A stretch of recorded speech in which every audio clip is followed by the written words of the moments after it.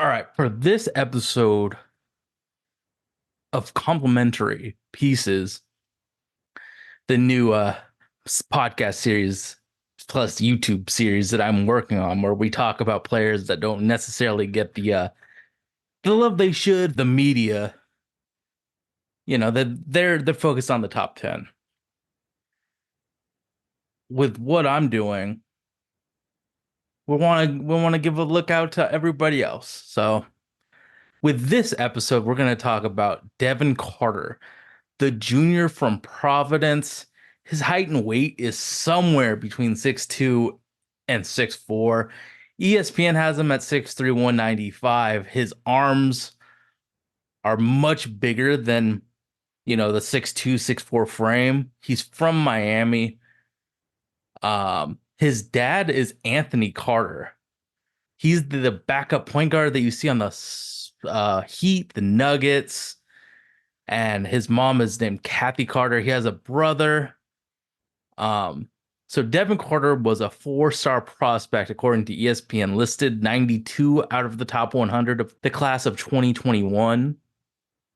He's currently at Providence, but in his freshman season, he was a South Carolina Gamecock. He said his relationship with Frank Martin was a big reason he was going south to South Carolina. During his freshman season, he came off the bench 23 out of the 30 games he played, averaging 9 points a game, 3.8 rebounds, having a big usage rate and getting to the line at a really nice rate. He was awarded 2021, 2022 SEC All Freshman honors.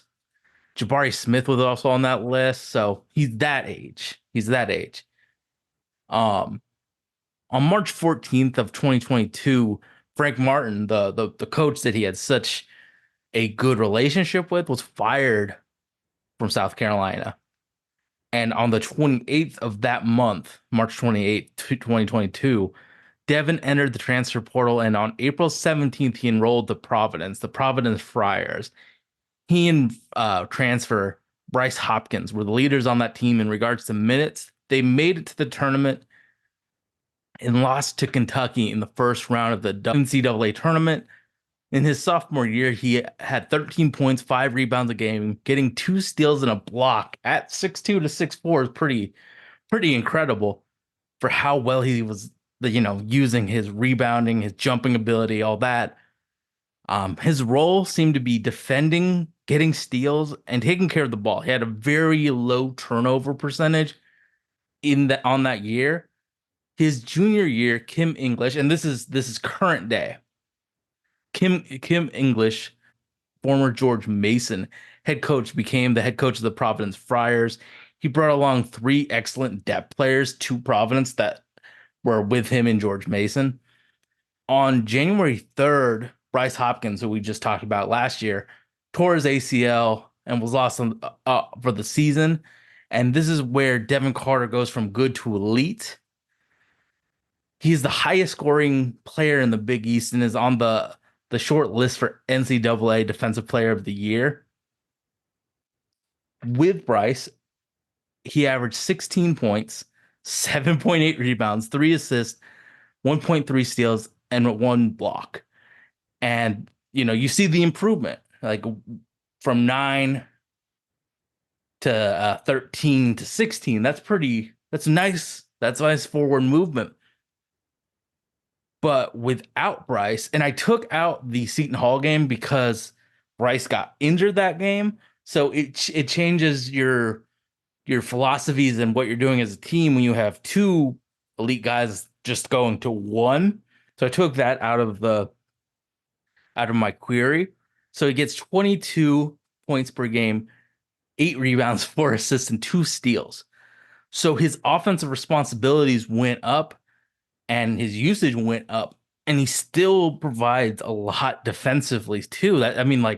He is a two-way player on this team. Prior to the Hopkins injury, Warwade Wall of Providence was the only player on No Ceilings, which is a really awesome blog written by fans. Warwade was the only person actually on the Providence Friars being uh even remotely close to being a draft, quality player. On their board that was released a few days ago on the 7th, Devin was among their top 60 prospects and at 49, which I think is kind of too low. I would give him more of a first round, late first round upside, but 49 is pretty awesome. You see the jump from not even close to being drafted to he's there. And, a big March could bring him higher. When he interviews with NBA teams, it's going to go higher. So this is just a jumping off point for Devin Carter and his skill set. Um, this draft is kind of, you know, interesting. It's there's a lot of there's a lot of players that are smaller in stature, and the NBA is transitioning to a more bigger jumbo creator led. Uh, you have Luca, you have LeBron, you have Jason Tatum being lead ball handlers for their team, and you have, you know, centers, Joker and Embiid, Sabonis, and Alperen Şengün being just playmaking hubs for their team. All of these small guards are kind of getting phased out. Obviously, there's small guards that are very talented, but there's a huge amount of players in this particular draft that are under 6'4", and Devin Carter is absolutely part of that. And, not everybody's going to get the chance. The opportunity presented to them, their abilities to play with the team, getting those chances, getting with this draft not being nearly as talent rich as others, there's more of a chance for these small guards to make it and get those opportunities. Like, would you rather take a 6'8" guy that's never done anything or a guy that's been consistently good? There's a lot of small guards in this draft, and I wouldn't be surprised if the Blazers take one because they do have two first round picks, but they also have a really high second and then another second one as well. So they really have an opportunity, and these small guards have an opportunity of getting drafted and at least getting the chance, as opposed to like last year. You got to be Garland good to be a small guard. I think Devin Carter is absolutely one of those guys that, given the chance, can stick in the NBA for a very long time. So let's talk about Devin Carter specifically. We talked about, what he did at Providence, what he did at South Carolina, but we didn't talk about his game. Um, he really thrives in those clutch moments. He wants to take that important three, and he can work off ball for it or pull up in somebody's face in a shot where you're thinking, oh no, oh yes, he went in. And, we don't know. We seriously doubt that he will be the one taking those clutch time buckets. But let's say Scoot Henderson gets the ball and swings it to Devin Carter off of a drive. Devin Carter has shown that he can make those threes, and the moment isn't too big for him. His points really do come in bunches. I've seen moments in the game where it's like an 8-0 Devin Carter run for Providence, and that really can swing the momentum Providence's favor. Obviously, in the NBA, he's not going to have that many opportunities to showcase the talent of just scoring like four straight, but he has that microwave ability to get hot in a flash. That's what, the badge in NBA 2K is, a microwave. Devin Carter has that ability to just put points in bunches. Uh, he and Kim English, the coach, really he has the green light for Providence. He can pull it from NBA distance, and I've seen some shots where he pulls and it's contested, and he still pulls from NBA three. He also has shown like this. Providence doesn't force feed him the ball, so he can run off ball, and they do a lot of screens where he can manipulate the screen offensively and can get into that empty space on the court to shoot threes from like the corner or the wing. He has the ability to shoot from movement off the dribble, obviously catch and shoot. I know that it's, when you're talking about guys that are defensive guys,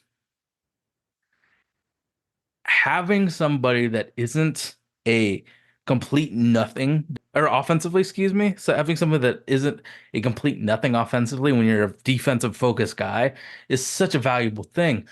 You've seen how Matisse Thybulle, yes, he's shooting 40%, but there's a reason he's shooting these wide open shots. It's better for the opposing team to let Matisse shoot. With Devin, he's shooting like 38% from three in on high volume in a game. So it's like you can't, like, the defense has to contest on Devin Carter. And he's so versatile with his shooting that that defender has to chase him around and, you know, use more energy throughout the game. So having that, just he's gonna lock you up on one side of the ball and then not be a nothing on the other side of the ball is huge. I don't really imagine him being that lead guard. I don't think he has the first of all, his size is a factor, but I don't think he has the creation. But I think if Scoot or whoever is on the star player on his team makes a play, breaks the person who's defending him off, and creates an advantage or an opportunity, Devin Carter can get the ball off of the defense while it's broken and make the right play, whether it's shooting or passing or making that right play. Think of what like Norman Powell did off of a Dame and CJ creation. He got a lot more open looks. He was able to do something with it. I think that's kind of what I imagine Devin Carter doing in an NBA scheme. He's not going to create the defense scrambling, but he'll take advantage of it. And that's all you can ask for. There's only one ball. And, with the Portland Trailblazers specifically, you know, there's four dudes that want the ball desperately in Ant, Scoot, Shade, and Jeremy. And let's throw DA in there. Even though he's taken a huge back seat when it comes to usage, he wants the ball. He does so much better when he's involved in the offense. So having a guy that doesn't need to be the guy on the with the ball in his hands to score, but can do the right thing off of someone else's gravity is huge. So let's move on to the other side of the ball, defense, because I mentioned that he is a much better, he's a defensive prospect, even though he is the highest scoring player in the Big East Conference. He definitely is a defensive guy. His navigation through screens is really impressive.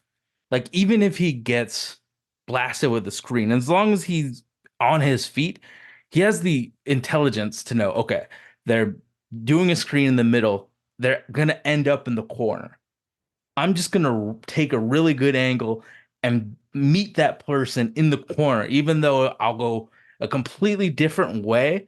Instead of following the player through the screen, he can take really good angles to where that person's going to be. And he does it a lot. He's 6'2". Like, teams are gonna send screens to get him off the guy, and he just knows where that person's going to end up and how to get there. His the way that he plays on ball point of attack, like, even if the guy gets by him, he's got that speed and that athleticism to recover when other players won't. He recovers on, a on a driving person, gets that chase down because he has the momentum and can jump up high enough to get that block. And we're talking about a 6'2" guard that rebounds at such a high level, blocks shots, gets steals, reads the passing lanes. Like, he is going to be a menace on that side with, the IQ that he has, the athleticism. It's going to be pretty impactful. Um, and watching him on Providence, they are very, very they have this way that they play defense is just on point and tough. And I think Devin Carter makes them that way. Like, Devin Carter's grit, it goes on to the other Providence Friars. It's really cool. Um, The Blazers have a lot of skilled guys. They have Scoot, they have Shaden, they have Anthony Simons, older vets like DA and Jeremy Grant. They have the stars and they need to develop those stars. But Devin Carter really is like a foundational piece for culture. The Blazers need to identify, they need to have they need to start building cultural pieces and identifying people that fit around Scoot and Shaden in particularly. Now, I know that Devin's only 6'2", so this isn't going to be a guy that you play 30 minutes, Scoot, Shade, and Devin. But certain matchups where it's like very guard heavy, where it's a small initiator with a secondary guy that's small, I think you can really I think it's a good thing to have a lineup of Scoot, Devin, and Shaden. So matchup dependent, of course, but I can see him finishing certain games against certain teams with just, they're heavy in the small guard. Like let's just say the Cleveland Cavaliers. I think we can absolutely have a Scoot, Devin, and Shaden backcourt. So it's time for us to identify players that are culture guys. Tumani is a culture guy. He's not one of those guys that you're going to be a building block in terms of here's the ball, do something with it.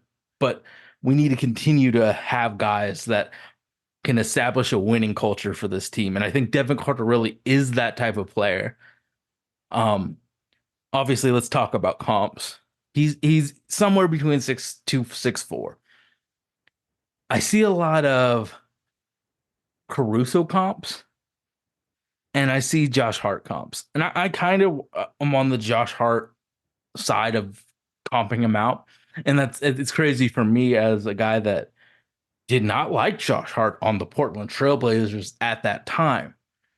But you got to understand, Devin's going to be a late first, early second pick, fighting for, playing time and rotation minutes. That's a lot different than a guy that's about to end his contract and is expecting to get his first real salary, his first real big contract. So it's just different perspectives on, you know, team building. You can't afford to give a Josh Hart $18 million a year because other players can do his role and potentially do it better than him. So I think Devin Carter is a Josh Hart that can shoot threes and might be a little smaller, but he has all of those same archetypal things that people love Josh Hart for: the rebounding, the heart, the IQ. So I like that comp, and I really would love to see what he can do in that next level.